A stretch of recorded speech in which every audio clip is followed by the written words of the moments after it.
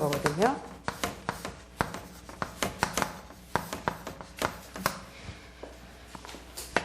이 인지 정서행동 치료 REBT라고 우리 쉽게 그냥 얘기를 하는데, REBT를 만든 사람은 앨리스라는 심리학 박사예요. 그래서 이 앨리스라는 분이 개인의 어떤 삶을 쭉 관찰해 보니까 어린 시절의 개인의 경험만 가지고 한 사람의 어떤 그 이후의 삶이 영향을 미치지는 않더라는 생각이 든 거예요.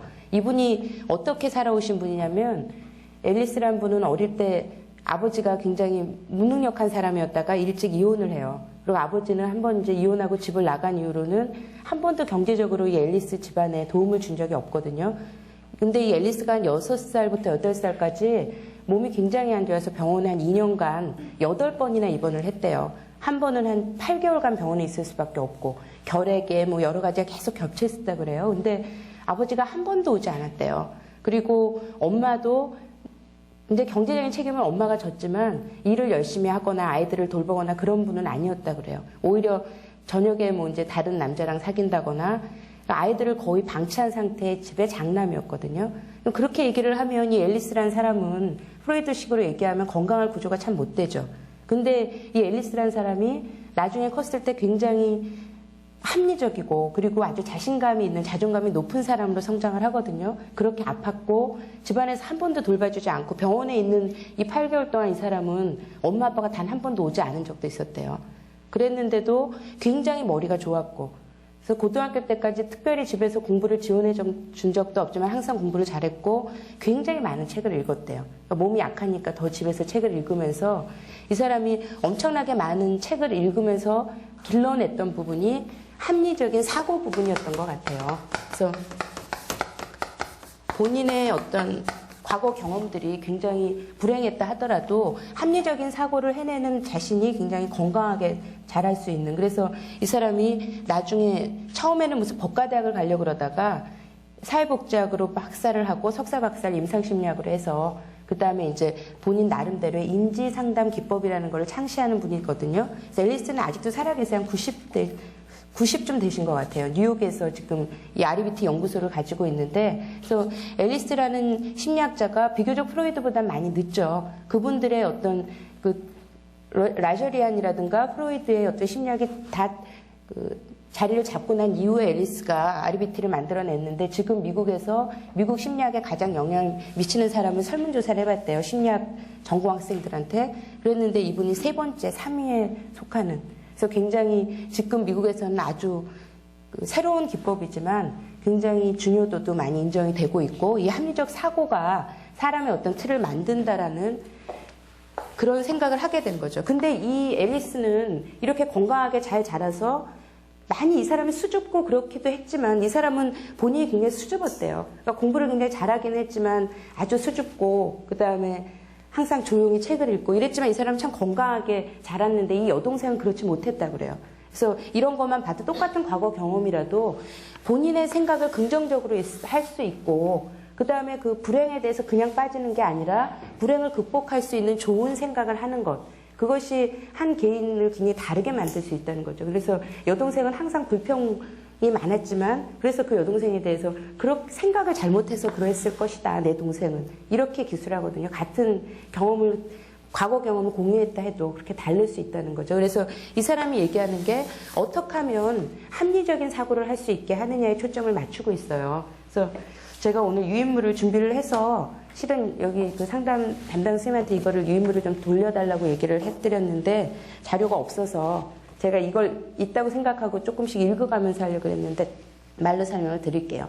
그래서 REBT에서는 이 합리적 사고를 굉장히 강조한다는 거. 그래서 합리적인 사고를 가진 사람이 건강할 수 있는데, 이 기법에서는 인간의 어떤 질병의 원인이 비합리적 생각에서 나온다라고 생각을 해요. 비합리적 사고. 그래서 비합리적 사고를 가지고 있는 사람이 과거의 경험 때문에 불행한 것이 아니라 똑같은 경험이 있더라도 이 과거겠죠. 과거의 본인의 어떤 경험들. 이 경험들을 왜곡되게 생각하고 불행하고 끔찍하게 생각을 하면 현실 세계에서 결과가 굉장히 부정적인 감정과 부정적인 행동을 하는 사람으로 만들어질 것이다라는 생각을 하게 된 거예요. 그래서 비합리적 사고를 찾아내는 게 제일 중요한 거죠. 그래서 비합리적 사고를 찾아내서 이걸 어떻게 하면 합리적인 사고로 바꿔줄 수 있는가. 이게 이제 상담자의 관건이거든요. 그래서 비합리적 사고를 합리적 사고로 바꾸기 위해서 이제 논박이라는 과정을 써요.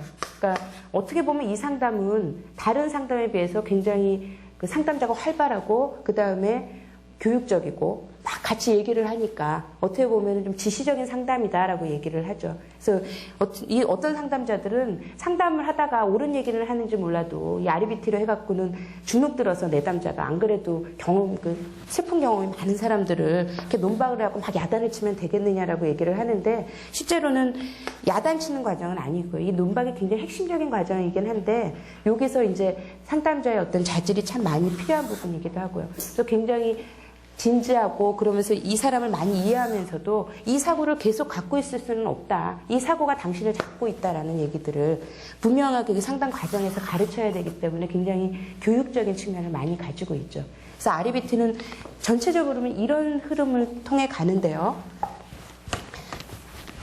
RBT를 다른 얘기로 하면 ABC 이론이다. A, B, C, D, E 이론이다. 길게는 이렇게 얘기를 해요. 그래서 RBT를 설명할 때는 이 A, B, C, D, E에 맞추어서 설명을 해드릴 수밖에 없죠. 표로 얘기를 하면 제일 먼저는 이제 선행 자극이 옵니다. 이건 이제 과거, 아까 얘기한 과거 경험이라고 얘기할 수 있어요. Activating Accident라고 얘기를 하죠. 그래서 여기서 Activating, 문제를 일으키는 선행 사건이다 해서 이게 A고요.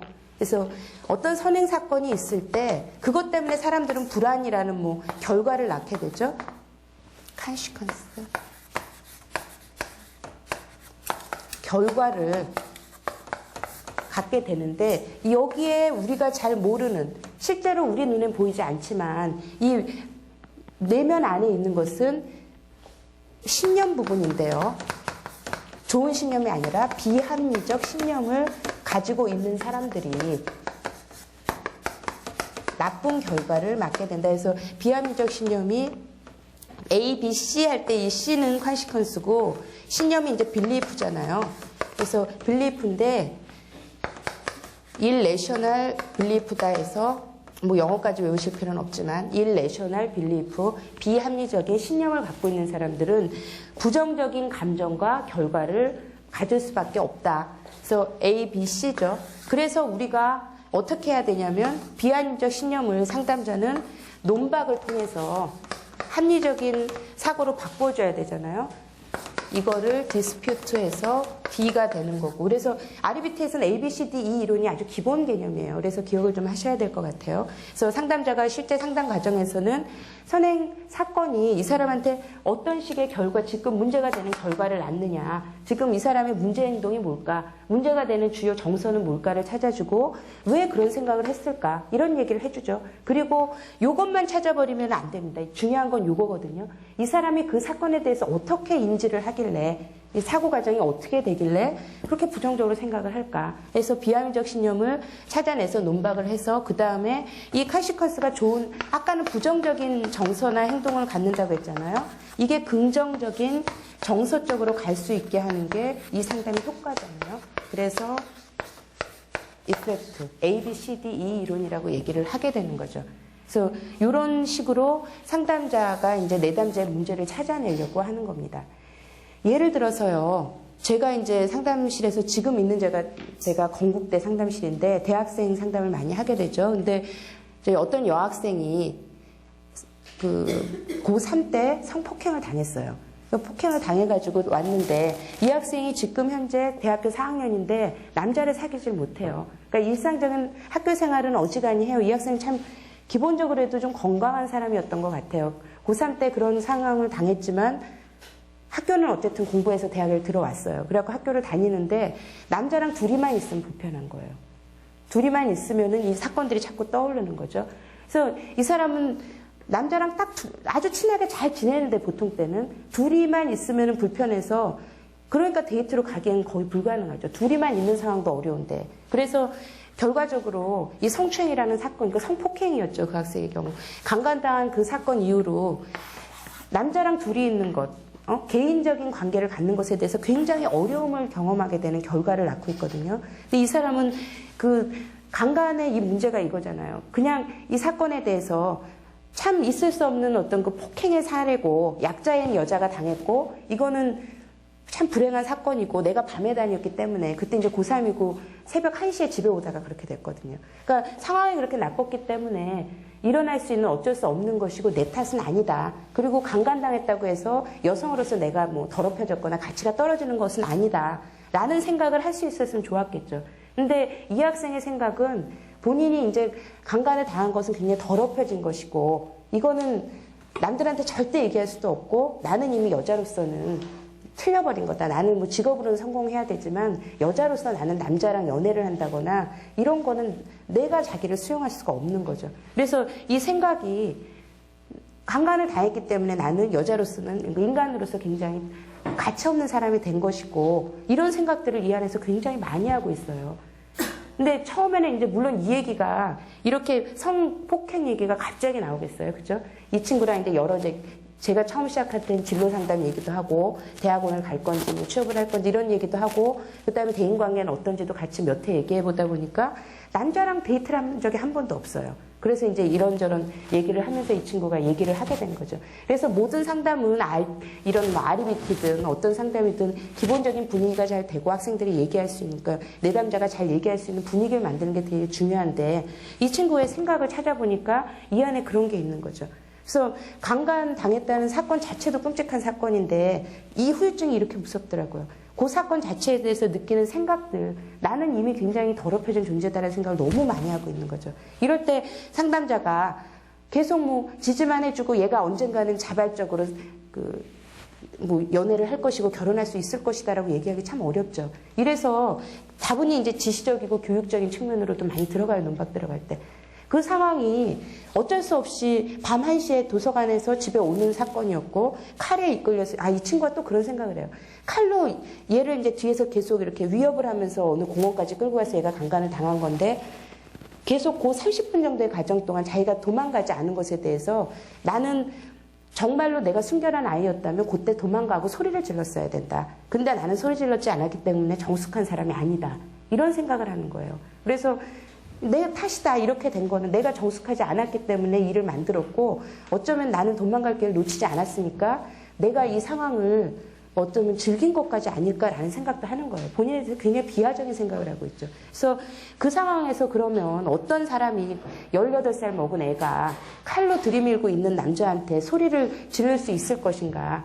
그래서 그런 것에 대해서 현실적인 논박도 해주고 성강간 당한 사람 굉장히 많은 사람들이 있고 근데 그런 모든 사람들이 그것 때문에 결혼을 안 해야 된다고 생각을 하느냐. 네가 그 성강간 말고 결혼해서 어떤 배우자로서나 나중에 엄마로서 뭐가 부족한지를 생각을 해봐라. 이제 여러 가지 이 논박을 통해서 이 학생이 합리적으로 생각할 수 있도록 그래서 그 강간 사건에 대해서 본인 탓이 아니라 어쩔 수 없는 상황이었고 내가 그때 효과적으로 대응하는 방법을 몰랐던 거죠. 실제로 한 30분 동안 지나다니면서 옆에 사람들이 막 지나다니는데도 몰래 이렇게 옷 속으로 칼을 집어넣으니까 얘는 숨겼거든요. 근데 실제로는 얘가 만약에 조금 더 뭐 간이 좀 컸으면 말을 했겠죠. 사람들한테 도와달라고. 근데 그런 본인이 너무 어렵고 당황했기 때문에 할 수 없었던 그 상황적인 탓이지 그게 얘의 가치를 망가뜨릴 수 있는 사실이 아니다. 이런 거를 논박을 주로 하는 거예요.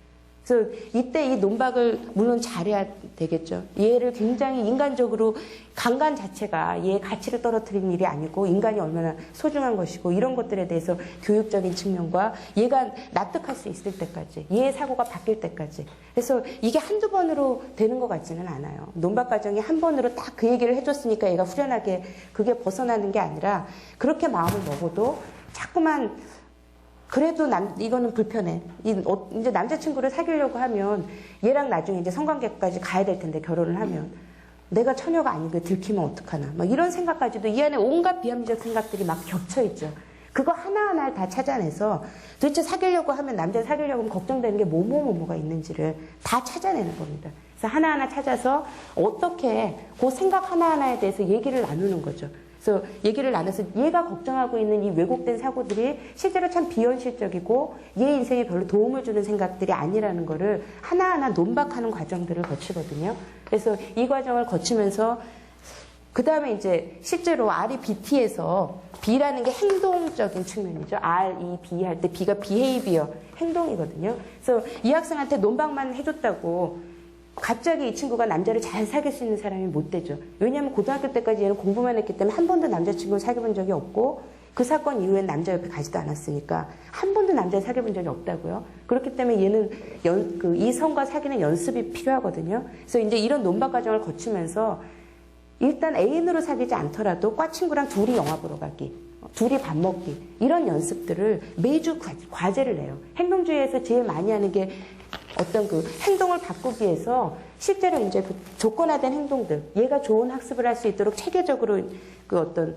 행동 연습을 주잖아요. 뭐 체계적 분간법이다 이런 거 혹시 아마 행동주의 배우셨으면 아실 텐데, 그래서 체계적으로 얘가 하기 쉬운 거부터 이제 들어가는 거죠. 그래서 이 학생의 경우는 제가 한 반년 정도 상담을 했는데, 그래서 처음에는 같은 과 애랑 점심 둘이만 먹어보기. 그러니까 일부러 가서 먹자 그러면 얘가 이 남자 좋아하나 오해할까봐 그렇게까지는 하지 말고 상황을 봐서 이제 보는 거예요. 이 학생의 수강 시간을 쫙 봤더니 언제 얘가 어떤 남학생이랑 둘이만 수업을 듣는 날이 있더라고요. 과 애들이 이제 여러 명 수업을 듣다 보면 그러면 이날 네가 나 배고픈데 우리 밥 먹고 가자 이렇게 얘기를 한번 해봐라. 그냥 보통 때 친한 애고 여럿이는 잘 어울리거든요. 그러니까 둘이만 밥 먹으면서 얘기하기. 그거 해보고 그 다음에는 둘이 영화 보러 다니기, 그 다음에 미팅 나가기, 뭐 이런 식으로.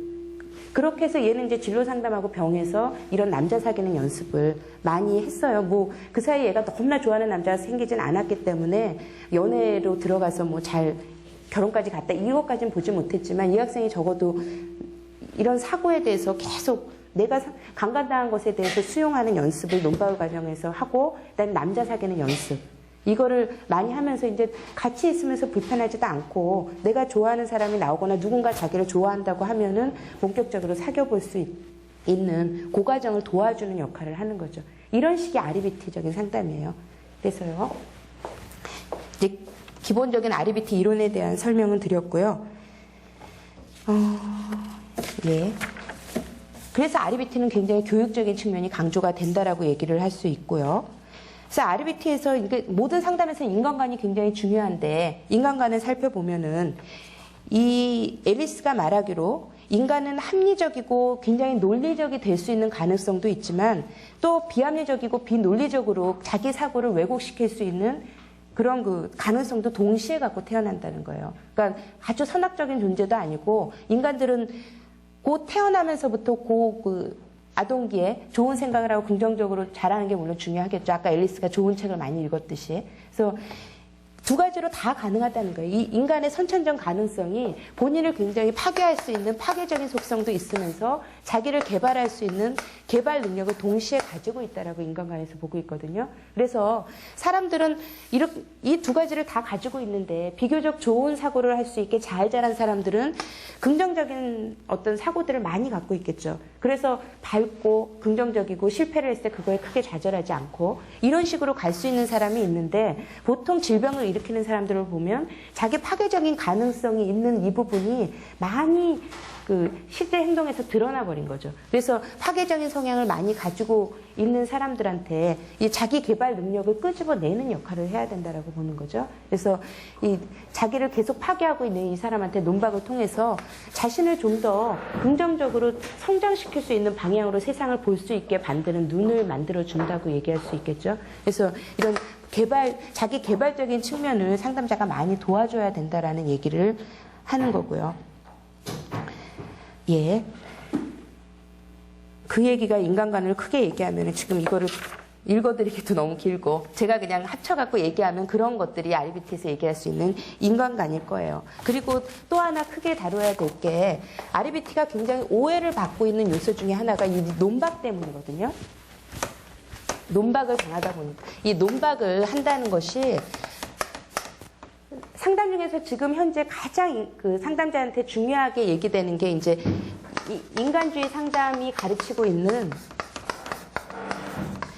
정청 능력이라든지 인간 잠재 능력을 개발한다든지 이런 것들에 대한 게 굉장히 상담자들한테 많이 교육되어 있어요. 그 다음에 정신분석에서 얘기하는 과거에 대한 얘기들. 근데 앨리스의 RBT는 이것들을 거의 다 무시하고 있거든요. 그러니까 계속 그냥 이 사람 얘기를 계속 들어주면, 이 라저리안 식으로 하면은 얘기를 계속 들어주는 거예요. 이 사람이 와서 무슨 얘기를 계속 하다가 스스로가 자기의 문제를 찾아내고 어떻게 가야 될 거를 만들어줄 때까지 기다려주는 역할을 하죠. 잘 들어주면서 이 사람이 지금 무슨 얘기를 하고 있는지 요약만 해주는 거죠. 그 기능을 많이 한다면 정신분석에서는 과거 이 사람의 경험들, 이 사람이 도대체 어떻게 욕구가 좌절됐는지 이런 부분들만 자꾸 보는데, 앨리스는 과거 너무 오래 보지 마라. 그리고 그 다음에 계속 언제까지 들어줄 수는 없다. 이게 이제 그 다음에는 교육하고 이 사람이 좋아질 수 있도록 빨리 접근해야 된다. 그러니까 아주 지시적으로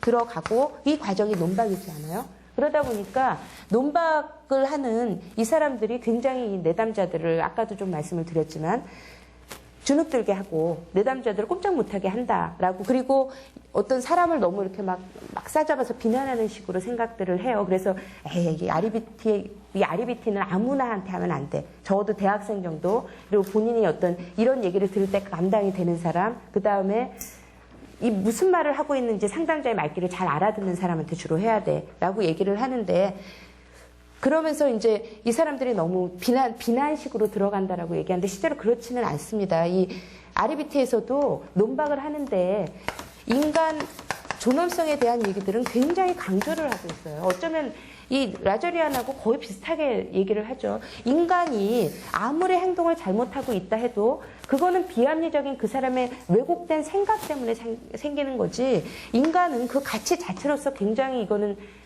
존엄하다는 거죠. 그리고 앨리스가 그런 얘기를 했다 그래요. 사람이 하나 만들어지려면 7억 분의 1의 확률이 있대잖아요. 그러니까 정자의 수가 몇 개인지 정확히 못하겠는데, 몇억 개의 정자가 한꺼번에 수정이 돼서 한 사람을 만들잖아요.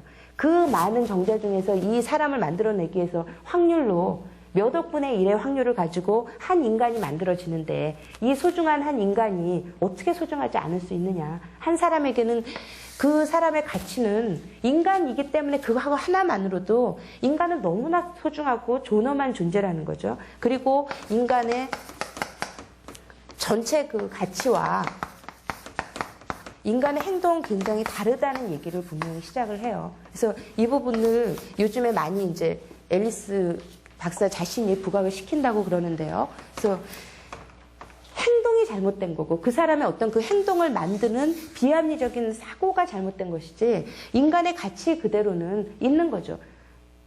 강간을 당했다고 해서 그 사람이 없어지는, 잘못되는 것은 아니잖아요. 그거는 그냥 사건이었죠. 이 사람의 어떤 부적절한 행동을 하는 행동이 문제지, 이 사람 가치 자체가, 인간의 존엄성 자체는 너무 소중한 것이라는 거죠. 그래서 논박을 할 때 이 내담자를 약자로 보고 막 가르치려고 든다, 이런 차원이 아니에요. 실제로 그렇게 논박을 들어가면은 내담자가 바로 기분이 나쁘죠. 자기가 많이 배웠다고, 많이 한다고 지금 잘난 척하는 건가, 이렇게 들어갈 수밖에 없고, 네가 얼마나 소중하게 이 세상에 태어나서 네 엄마한테는 소중한 존재인데, 네가 그 사건 하나 때문에 그 좋은 남자를 만나서 따뜻하게 배려받고 서로 사랑을 나누는 경험도 한 번도 할 수 없다는 건 너무 슬픈 일이지 않느냐 이거죠. 너무 소중한 사람이 당한 것도 속상한데 그 외에 너무나 많은 상처를 스스로 만들잖아요. 그러니까 가치와 행동은 너무나 다른 거고, 논박을 할 때는 이 행동, 잘못된 결과를 낳게 하는 이 행동에 대해서 네가 한번 생각해보자, 이렇게 얘기하는 거지, 가치에 대해서는 이 아이가 얼마나, 그리고 이 내담자가 얼마나 소중한 존재인데 자기의 어떤 값어치를 제대로 유지하지 못하고 있느냐에 대해서 얘기를 많이 해줘야 되기 때문에, 논박에서 어쩌면 인간의 존엄성이라든지 사람에 대해서 얼마나 소중히 여기고 있는가는 실제로 더 많이 드러나죠. 논박을 한다고 해서 이게 약해지는 부분은 아니거든요. 그래서 선생님들이 혹시 이제 나중에 상담을 어떤 형태로든 하시고 싶다면, 인지상담은 상당히 많이 이용되고 있어요. 이런 그 사고 과정을 너 그렇게 생각하면 안 되지 하면서 이제 생각들을 얘기를 하실 때, 이런 부분들, 인간의 존엄성이나 인간의 가치, 네 대접을 너무나 잘해야 된다. 왜냐하면 넌 너무 소중하니까. 자신이 왜 대접받지 못하느냐, 이런 것들에 대해서 굉장히 많이 강조해 주셔야 된다는 거예요. 그래서 인간의 존엄성이나 인간 가치 부분들을 많이 살리면서 행동에 있어서 이 문제가 이제 적절하게 다루어지면 가치가 좀 더 올라갈 수 있다. 가치 상향적으로 본인을 만들어 나갈 수 있다라는 얘기를 하는 것이 어떤 아리베티에서 굉장히 요즘 중요하게 여기는 부분이거든요. 그래서 이 부분에 대해서는 좀 더 정확하게 생각을 해주시면 될 것 같고요. 예, 그래서 비합리적 신념이라는 얘기를 지금 계속 하잖아요. 상담에서 제일 중요한 게 비합리적 신념을 찾아내는 거거든요. 이 상담에서는. 물론 아까 얘기했듯이 비합리적 신념을 첫날부터 과거 중요하지 않다고 아까 앨리스가 얘기했다고 해서. 왜냐하면 미국에서도 이제 이 상담은 굉장히 많이 퍼져 있고 미국에서는 지금 다 의료보험 처리되잖아요. 근데 정신분석 보통 하면 7년씩 하거든요. 7년, 10년 이렇게 해요. 그리고 일주일에 2번도 하고 3번도 하거든요. 그렇게 해서 10년 해보세요. 그럼 어마어마하죠. 그러니까 이제 의료보험 하는 곳에서 언제까지나 의료보험료를 의료보험 공단에서 만들어줄 수 없는 거죠. 그래서 상담의 몇 회까지는 공단에서 내주지만 그 다음부터는 개인 부담으로 한다. 이런 식으로 되면서 정신분석이나 이렇게 장기 상담을 요하는 것들이 타격을 많이 받았어요. 보호화되면서. 그래서 이제 문제의식식 상담이다, 단기 상담이다가 많이 부각이 되고 인지주의 상담은 뭐 단기 상담을 목표하는 건 아니지만 비교적 짧죠. 한 반년이라든가 이런 식으로. 그래서 단기로 얘기를 하는데 그렇다고 과거 얘기 하나도 안 들어주거나 과거 얘기 하나도 하지 말라 그러면 제가 아까 그 강간 사건이 나오는데 한 2달은 걸렸어요. 걔가 그 얘기를 바로 와서 하는 건 아니거든요. 그러니까 너무 첫날부터 막 얘 논박만 너무 심하게 하려고 해서는 안 되고 기본적으로 이 아이가 나를 믿을 수 있게 상담의 기본이잖아요. 신뢰감이 형성이 되고 라포가 형성된다는 얘기 중요하다는 얘기 들으셨죠? 그래서 기본적으로 얘가 나를 믿고 나랑 얘기하고 싶어하고 자기의 제일 아픔이 뭔지도 얘기할 수 있고 근데 이제 그게 과거 경험에서 계속 머물면서 과거 탐색에 너무 집착하면 상담을 언제까지 끌을 수 없다는 거죠. 눈앞에 보이는 얘가 그래서 바로 바뀔 수 있는 부분으로 나가야 되니까 과거에서 얘기 듣다가 얘 이제 그 비합리적 사고, 핵심적인 비합리적 사고를 찾아내는 게 포인트입니다. 그래서 이 비합리적 사고가 도대체 어떤 비합리적 사고가 보통 있나, 비합리적 사고의 특성이 뭔가 이런 것들을 설명을 하게 되는 거죠. 비합리적 사고를 찾아내야 되니까요. 그래서 앨리스가 70년대에 이제 비합리적 신념을 대충 찾아봐요. 본인이 임상 경험을 한 50년 하셨잖아요. 이분이 90세니까. 그래서 70년대 한 30년 해봤더니 비합리적 신념들이 보통 사람들한테 이런 것들이 있더라를 찾아낸 거예요. 그걸 하나씩 설명을 좀 드릴게요. 이게 자료가 있으면 선생님들이 일부러 적지 않고 좋을 텐데 자료가 제가 보내드린 거 있거든요. 나중에 좀 달라 그러셔서 이거 개인적으로 좀 받아보세요. 아마 여기 선생님 착각하셔서 이거 복사를 안 해놓으셨나 봐요. 전 당연히 다 갖고 있을 거라고 생각했는데 첫 번째로는 보통 사람들이 가지고 있는 비합리적 사고가 뭐가 있냐면 인정 요구. 내가 알고 있는 모든 중요한 사람들은 나를 사랑해줘야 된다. 사랑받아야 된다가 있는 거예요. 내가 알고 있는 모든 사람들이 나를 좀 사랑해야 돼. 이것들을 사람들이 참 많이 가지고 있고 이런 사랑받아야 된다라는 것 때문에 누가 근데 딱 하나 나를 싫어하는 사람이 생기죠. 그럼 굉장히 그걸 끔찍하게 받아들인다는 거죠. 예를 들어서 제가 알고 있는 주로 이제 제가 만나는 상담자 내담자들의 얘기를 하게 되는데 이 친구는 비교적 대인관계가 참 좋아요. 그런데도 같이 이렇게 5명이 얘기를 하는데 누군가가 자기한테 비아냥거리죠.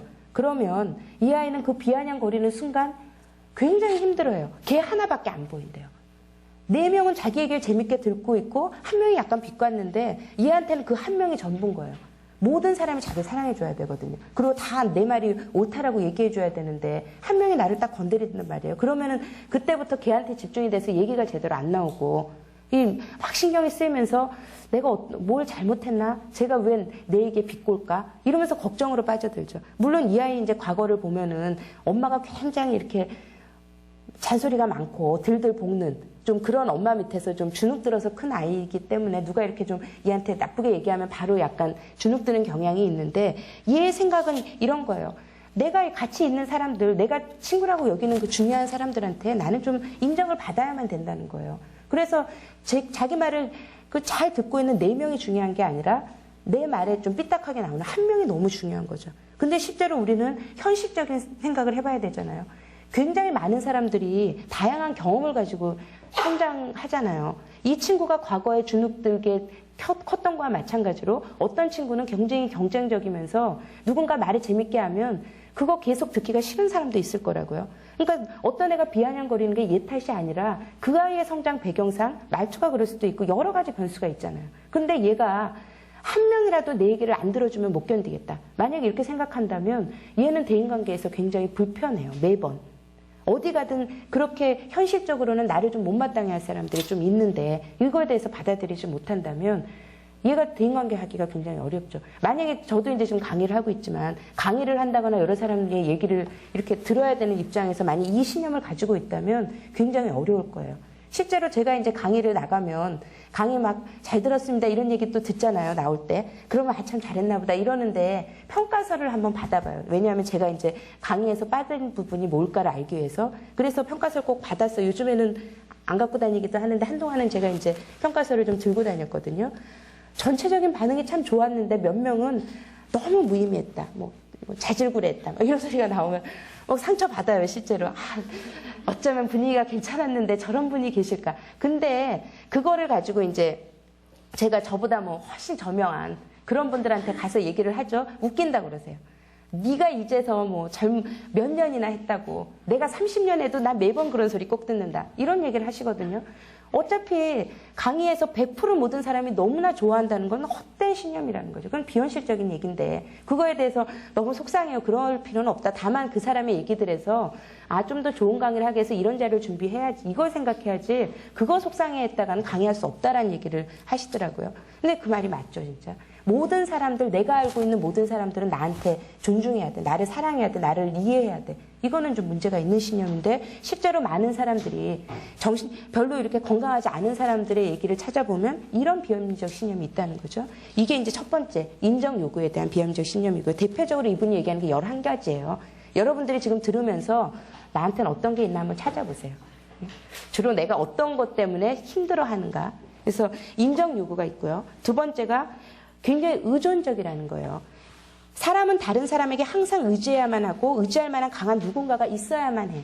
이런 사고를 또 많이 한다는 거죠, 사람들이. 그래서 누군가가 나를 믿어줄 누군가가 있지 않으면 이건 너무나 끔찍해. 이렇게 생각을 해요. 그래서 내 옆에 친구가 없다. 이거는 너무나 심각한 상황에 빠지는 그런 것도 갖고 있죠. 우리가 이제 굉장히 사회적인 동물이잖아요. 그래서 사회성이라는 걸 참 강조를 하죠.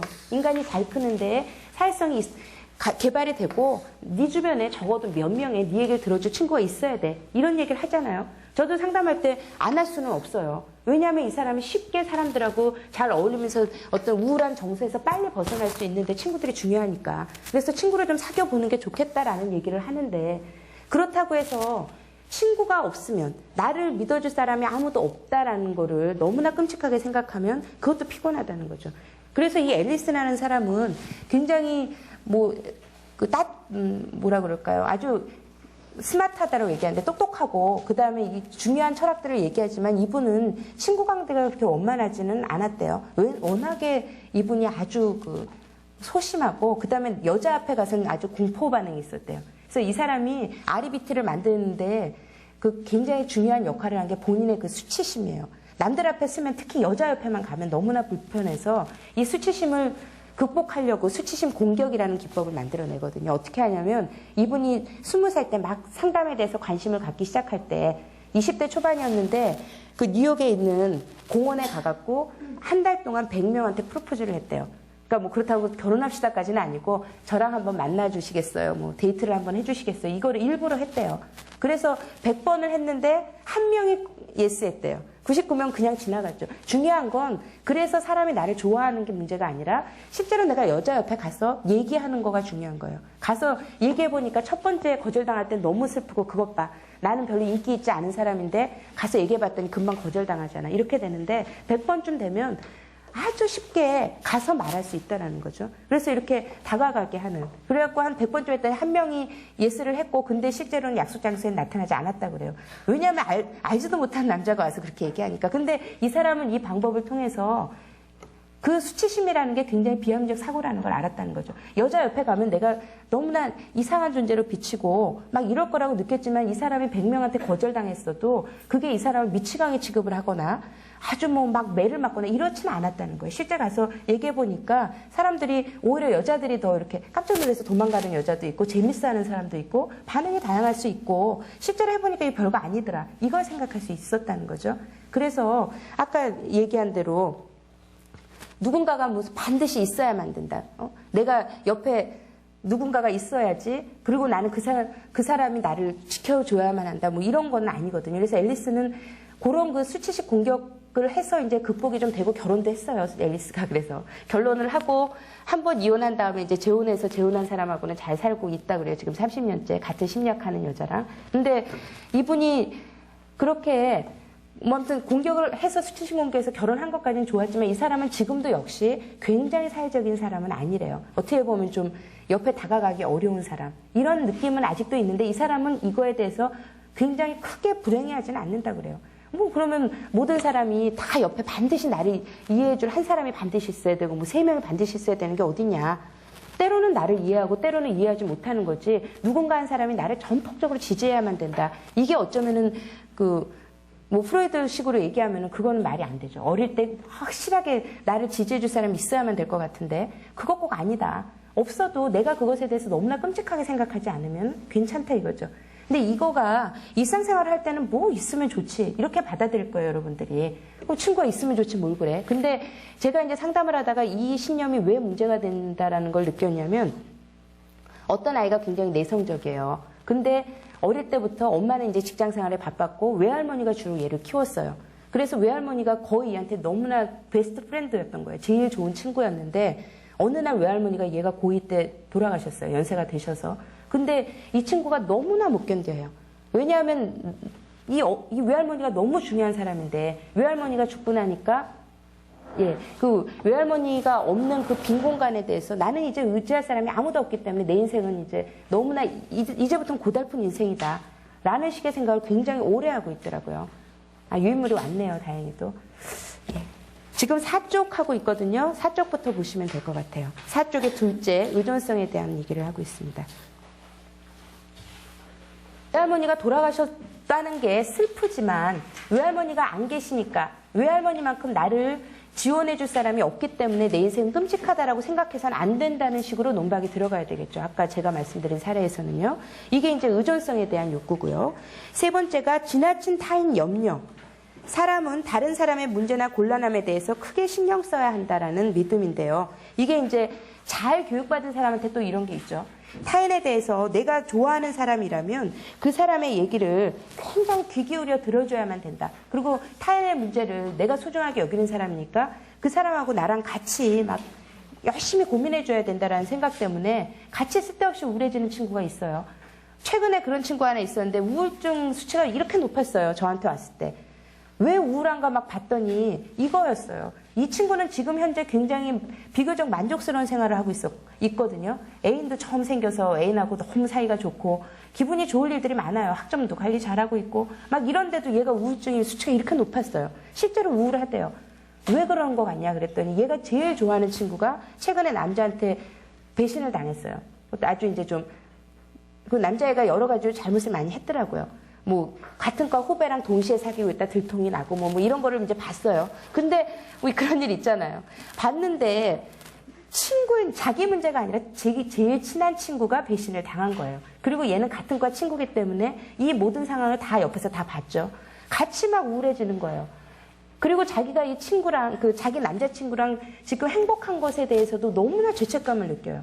왜냐하면 내가 좋아하는 얘가 지금 이렇게 배신당해서 슬퍼하고 있는데 내가 친구인 제일 친하다는 내가 어떻게 지금 행복할 수 있느냐 이거죠. 이런 생각을 또 하고 있으니까 그거는 다른 문제잖아요. 내가 그렇다고 그러면 남자친구 배신당하면 나도 남자랑 헤어져야 되고 남자친구 자기 제일 친한 여자친구가 기쁠 때만 나도 기뻐야 되는 거 아니죠. 우리가 실제로 이런 상황에 많이 빠지잖아요. 여러분들도 이제 뭐 우리 언니가 아주 지금 심각한 상황이 있지만 나는 비교적 잘 지내는 이런 때 있죠. 이런 때 타인 염려를 지나치게 하고 죄책감을 가지면 괜히 이 문제 해결을 오히려 못 찾죠. 지금 친구의 문제와 제가 얘기한 아까 그 사례는 친구와 내가 막 혼합이 돼버리잖아요. 그래서 내가 기쁜 건 기쁜 거고, 그리고 타인을 염려해 주는 건 좋지만 그게 내가 걔의 그 감정 수위만큼 나도 같이 우울해져야 되는 건 아니죠. 근데 이런 신념을 또 갖고 있는 사람들이 꽤 있었다는 얘기죠. 그다음에 네 번째가 비난 경향으로 자신에게 해를 끼치거나 악행을 저지른 사람은 반드시 비난과 처벌을 받아야만 되고 나는 그 사람을 계속 미워해야 된다는 생각을 하는 거죠. 나한테 해를 끼친 사람에 대해서 끊임없이 미워해야 되고, 이거 정의에 대한 개념이 강한 사람들은 꼭 미워해야 되고 그 사람 벌 받을 때까지 내가 미워해야 된다. 뭐 이러는데 실제로 이게 어떻게 보면은요, 사람이 굉장히 다양하고 내가 보기에 그 사람이 굉장히 원망스럽고 이런 거지, 보면 저쪽에서는 나한테 굉장히 크게 무슨 뭐 영향을 끼치려고 그런 것도 아니고, 그 사람은 기억도 못할 때도 많은데 나 혼자 막 분노의 칼을 가는 거예요. 내가 어떤 땐 이렇게 억울했고 이렇게 억울했고, 이게 많은 사람들. 근데 실제로 보면 나한테 해를 끼친 사람은 반드시 벌을 받아야 되고 나는 끝까지 비난해야만 되는가, 이런 부분도 본인한테 일단은 이런 신념을 갖고 있는 사람은 괴롭죠. 보복의 칼을 갈고 있는 사람이 어떻게 편안하겠어요, 마음이. 항상 좀 불편하죠. 그래서 거기서 이거는 절대적인 기준이 없다, 선악의 기준이 없고 생각에 따라서는 이거를 비난할 이유가 별로 없다라는 거죠. 그래서 정신적으로 건강한 사람들은, 합리적인 사람은 자신은 물론 다른 사람도 그렇게 비난하지 않는다는 거죠. 그리고 남의 영향을 그렇게 크게 받지도 않고요. 이렇게 얘기하는 거죠. 그다음에 다섯 번째가 높은 자기 기대감. 이게 실제로 제일 많은 것 같아요. 상담할 때 보면은 높은 자기 기대감으로 자신이 가치롭기 위해서는 모든 영역에서 완벽하게 유능하고 적절하고 성공을 거두어야만 된다. 그래서 완벽주의 신념이죠. 여러분들 중에서도 혹시 나는 좀 완벽주의자야 라고 느껴지는 분 없으세요? 실제로 굉장히 이런 분들이 많아요. 그러니까 특히 좀 유능할수록 내 유능감에 하나라도 흠집을 내면은 그건 견딜 수 없는 거예요. 그래서 다 잘했는데 하나 잘못하면 그것 때문에 못 견뎌요. 그러니까 뭐 사람들도 잘 만나야 되고, 그 다음에 공부도 잘해야 되고, 공부도 이런 거죠. 한 과목만 잘해서 절대 안 되죠. 내가 모든 면에서 잘해야 된다. 예를 들어서 뭐 설명도 잘해야 되고, 그 다음에 공부도 잘해서 뭐 좋은 논문도 써야 되고, 뭐 이런 식으로 내가 가지고 있는 모든 기능이 전부 완벽해야만 나는 만족할 수 있다. 근데 하나라도 실제로 보면은 다 잘하는 사람이 별로 없잖아요. 당연하죠. 하느님이 다 잘한 사람 만들기가 쉽겠어요. 그렇죠? 하나쯤 부족하죠. 하나만 부족하면 다행이게 대부분의 사람들은 반쯤은 좀 부족하잖아요. 근데 완벽주의를 갖고 있다고요. 그러면은 항상 인생이 어떻겠어요? 늘 불행하죠.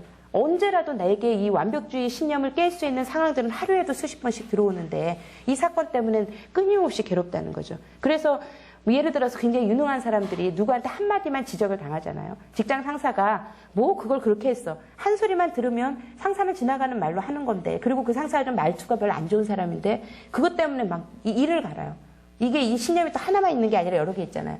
이렇게 얘기한 사람은 반드시 비난받아야 될 사람. 그래서 막 분노의 칼을 갈죠. 그렇게 말하다니. 근데 실제로 보면 이런 사람들의 경우에는 그 비난 경향과 함께 완벽주의 경향이 있는 거죠. 아니 뭐 내가 상사한테 항상 100% 잘했다라는 소리를 들어야 될 수는 없는 거잖아요. 어떤 사람은 꼼꼼함이 지나친 사람이 있고, 어떤 사람은 꼼꼼한 거 중요한 게 아니야, 전체적으로 얼마나 창의적인가를 보는 사람도 있고, 근데 내가 창의성에서는 문제가 없지만 꼼꼼함에 있어서 문제가 있는 사람도 있잖아요. 근데 사람들이 너 꼼꼼하지 않아, 그럼 그것만 가지고 막 화를 낸다거나, 그거보다 제가 좀 꼼꼼하지는 않죠.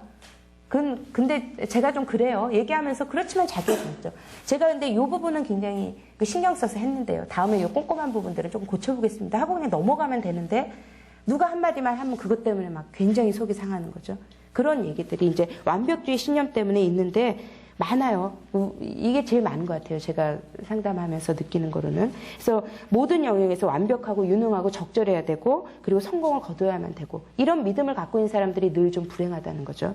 문제를 일으키고, 이런 것들이 강박적인 태도로 강박증을 낳게 되고, 강박증적 노력은 항상 스트레스를 주는 거죠. 그리고 그게 맞춰지지 않으니까 삶에 대해서 무력감을 느낄 테고요. 이런 부분들이 또 하나 있고요. 여섯째, 좌절 반응.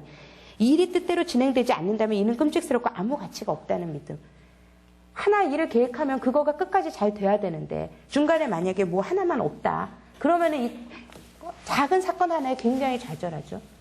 뭐 무슨 큰 행사를 만약에 이렇게 마련하고 있었는데, 예를 들어서 무슨 주일학교에서 무슨 행사를 내가 맡았다. 근데 뭐 기기가 하나 없었다. 예를 들어서 오늘 같은 때도 뭐 굉장히 완벽주의적 신념과 좌절 반응이 빨리 나타나는 분이라면 이거 유인물 준비하기로 했는데 왜 안 해주셨어요? 이랬는데 이거에 대해서 막 큰일 났어. 이거 제대로 했어야만 되는데 막 짜증이 나면서 그거 가지고 이제 막 사람들한테 만약에 예를 들어서 왜 이거 준비 안 했느냐? 이거 이메일 받은 사람 누구야? 막 가서 족친다고 쳐봐요.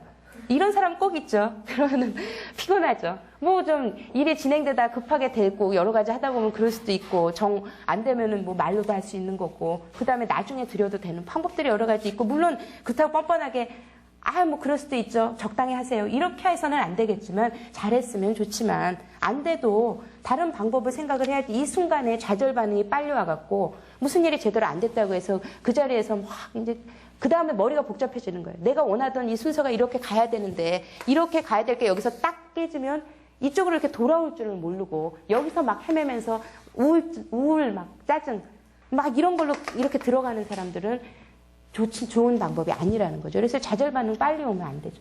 그럴 수도 있지. 내가 진행하는 일이 반드시 뜻대로만 되어야 되는가. 이런 부분에 대한 생각들을 또 해보실 수 있죠. 비합리적 사고의 6번째였고요. 그다음에